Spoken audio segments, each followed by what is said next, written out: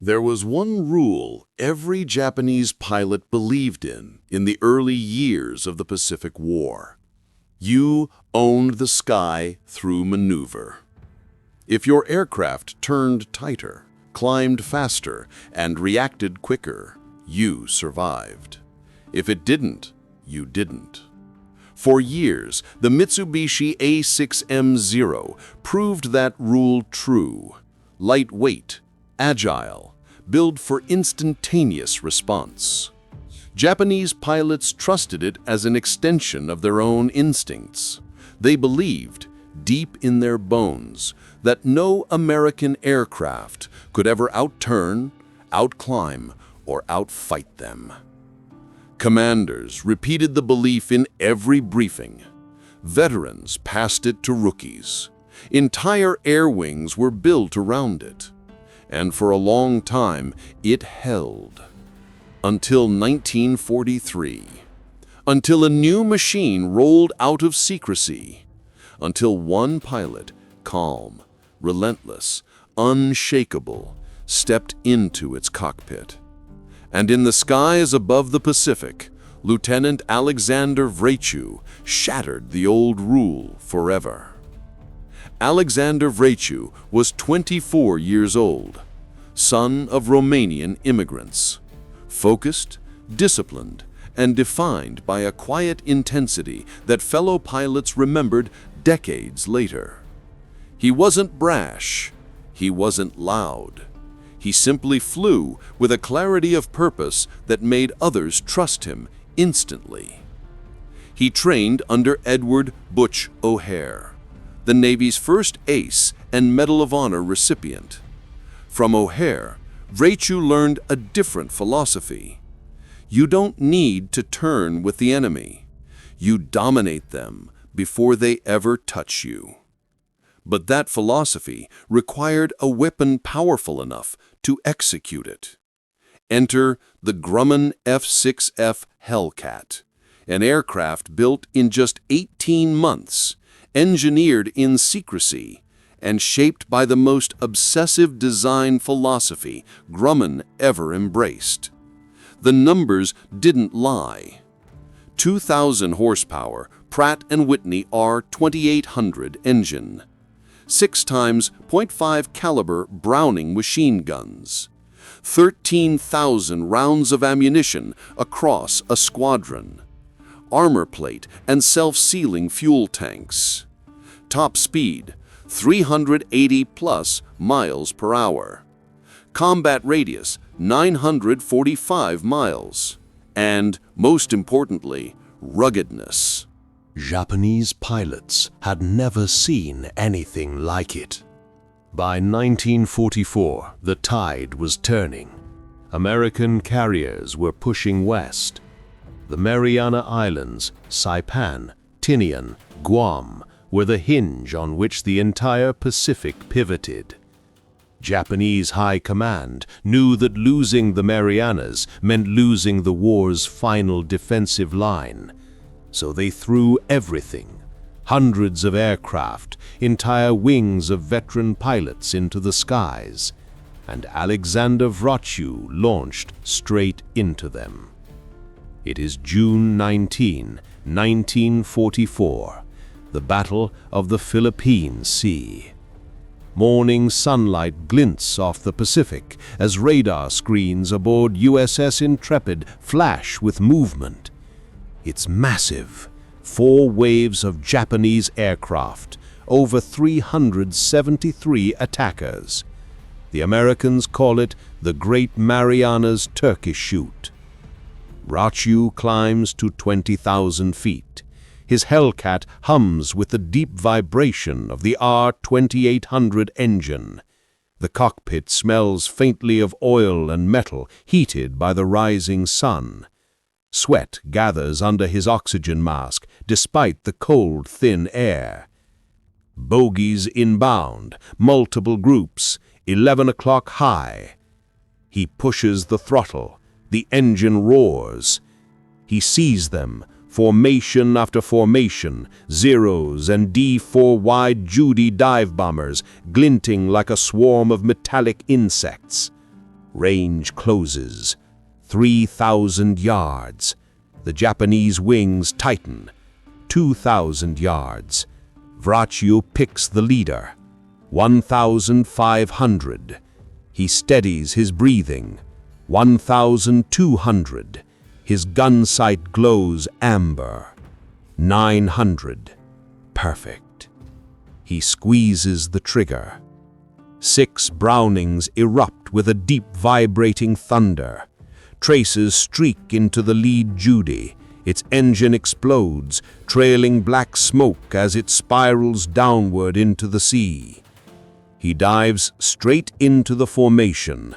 Vracheu's Hellcat shudders as he rips through turbulent air. He fires again. Another Judy ignites, wings folding as it crashes in flames. 2 down. But the third bomber dives toward the American fleet, toward the carriers below. He pushes the Hellcat nose down. Wind screams past the canopy. 350 miles per hour, 360, 380. He closes the gap. Sights align. Trigger down. A burst of white. The bomber disintegrates. 3. He climbs back into the melee. A Zero approaches head-on, its iconic roundels bright against the sky. The Japanese pilot fires first. Rounds spark off Vracheu's wings, but the Hellcat absorbs them like gravel against steel. Vracheu fires a half-second burst. The Zero snaps into a fireball. 4. Another Judy tries to pull away, diving for cloud cover. Vracheu follows. His engine howls. Altitude drops. He steadies his aim and fires. 5. 2 more remain from the bomber section. His ammo counter ticks downward, only a few hundred rounds left. He lines up the 6th target. Fires. 6. The final bomber tries a desperate maneuver, rolling, diving, burning precious speed to shake him. But the Hellcat isn't a Zero. It doesn't need to dance. It only needs to strike. He catches it. One last burst. 7. In 8 minutes, Lieutenant Alexander Vracheu has downed 6 dive bombers and 1 Zero. As he pulls up, he looks around the sky. Flames, smoke, parachutes drifting downward like torn white petals. All around him, stunned Japanese pilots make the same realization.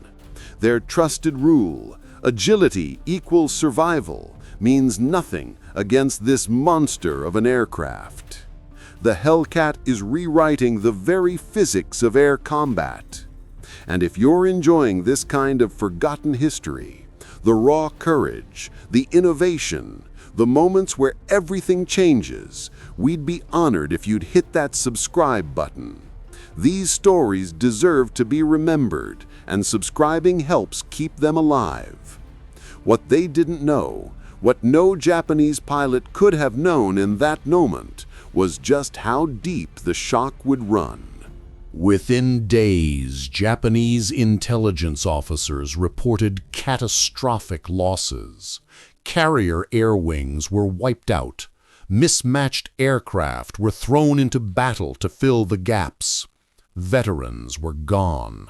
Replacements had a fraction of the training. The Imperial Navy had never recovered from Guadalcanal. But now in the Marianas, it suffered the death blow. Because the Hellcat didn't just outperform Japanese aircraft, it erased their strategic assumptions. The psychological impact was immediate. Commanders questioned their tactics. Pilots questioned their aircraft. Entire units hesitated to engage Hellcats head-on. Within months, the F6F achieved a kill ratio exceeding 19-1, the highest of any U.S. fighter in the Pacific War. That ratio wasn't a statistic. It was a message. A message written in steel, oil, determination, and the courage of men like Wrocław. After the war, Alexander Wrocław returned home. He had 19 confirmed victories, making him one of the Navy's top aces. But those who knew him remembered not his score, but his humility, his discipline, and the quiet strength that defined him long before he ever touched a cockpit. He lived to age 96, spoke at reunions, told young pilots what Butch O'Hare once told him: "Know your machine, respect your enemy, and fly like your life depends on every decision."